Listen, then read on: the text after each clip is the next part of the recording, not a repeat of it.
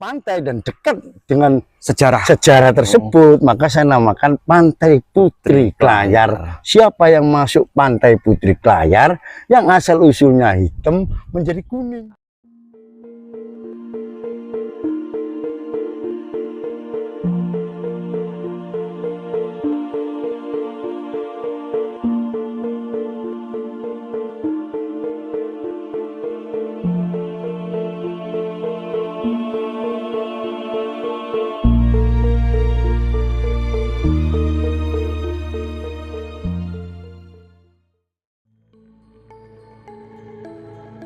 Assalamualaikum warahmatullahi wabarakatuh. Kembali lagi bersama kami di KSU Banda Indah Official. Nah, kali ini kita akan kembali ke makam Bugis yang ada di Dusun Klayar, Kecamatan Paciran, Kabupaten Lamongan. Nah, kali ini kita bersama dengan beliaunya, yaitu Bapak Haryanto Agustianel dan juga Bapak Kepala Desanya. Oke, seperti apa videonya? Langsung saja.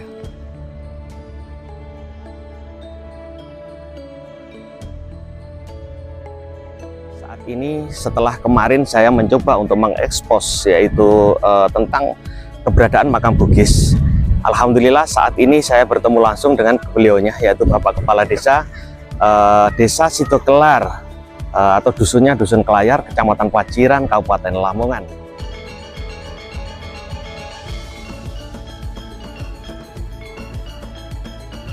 Alhamdulillah pemirsa, saat ini saya sudah bersama beliaunya, yaitu Bapak Muhammad Saiful Bahri. Betul, betul.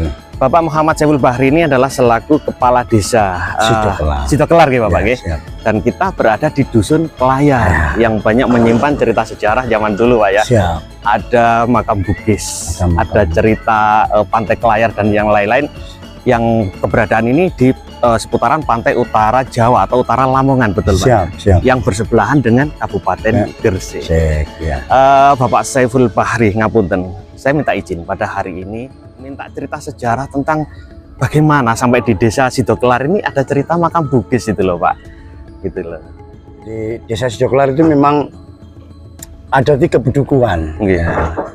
Ada Sentul, ada Doto, ada Klayar. Gitu ya. Jadi orang dulu itu sudah pinter-pinter. Mengapa kemudian menjadi Desa Sitokelar? Si Sentul, Doto, Klayar. Gitu. Berarti mengandung arti ya Pak ya? Arti. Sehingga dijadikan nama satu adalah Sitokelar. Si Sentul, Doto, Klayar. Betul, membawa dari dia 3 dusun gitu 3 dusun ya? Agar menjadi kuat, kuat. Karena Sentul itu kalau disentul dipisah menjadi sisi ngalor, sisi ngidul. Ya seperti itu. Doto senengane noto tapi ngene sapi disenggol, namanya Doto. Klayar juga seperti itu. Udah ngumpul semuanya, masih ada yang layar mulak-marik, maka dijadikan satu namanya Desa Sitokelar. Nek wis sito mesti kelar. Kelar artinya wujud Pak ya.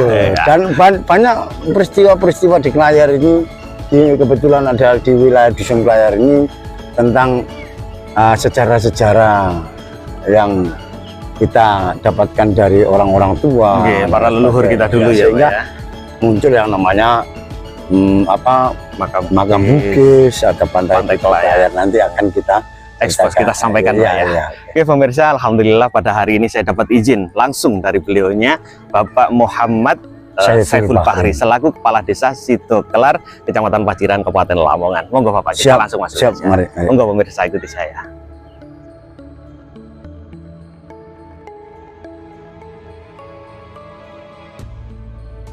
Alhamdulillah Bapak, kita sekarang kan sudah di komplek makamnya, dinamai yaitu makam Bugis gitu.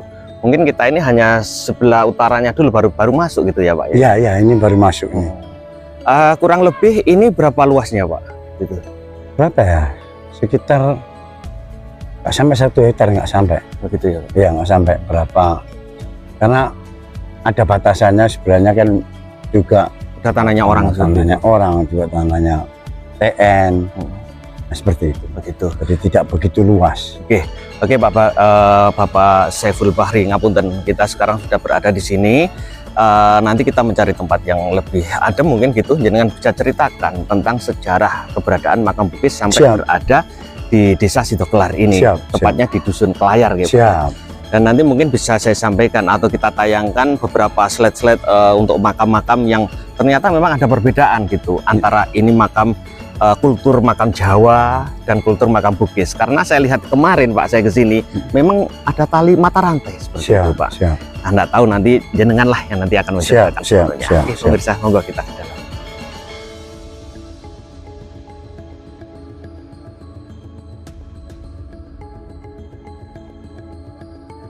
Semua perjalanan kita pada hari ini adalah mengungkap sejarah atau cerita yang namanya komplek makam Bugis gitu.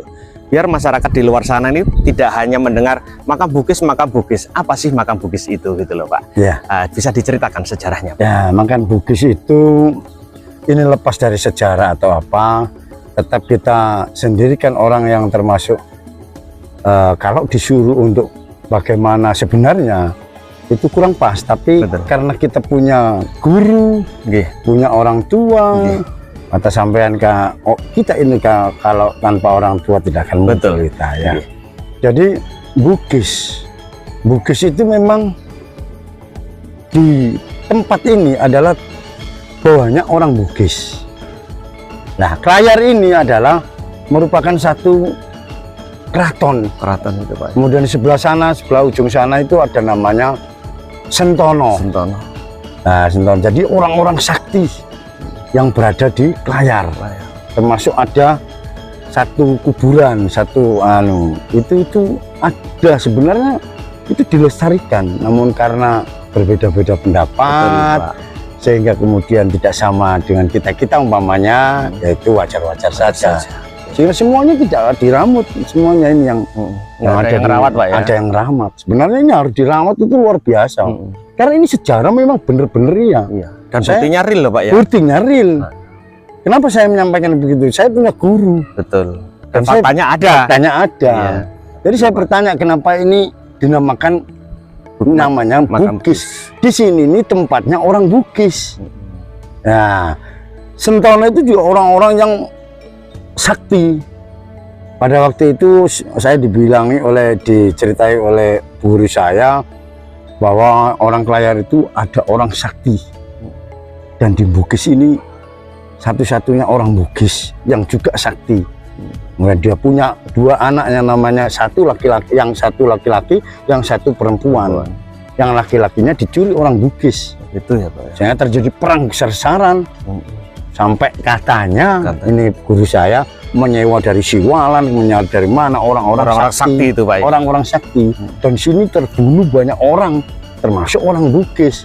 Yang namanya Putri tadi mencari saudaranya masuk ke wilayah Bugis.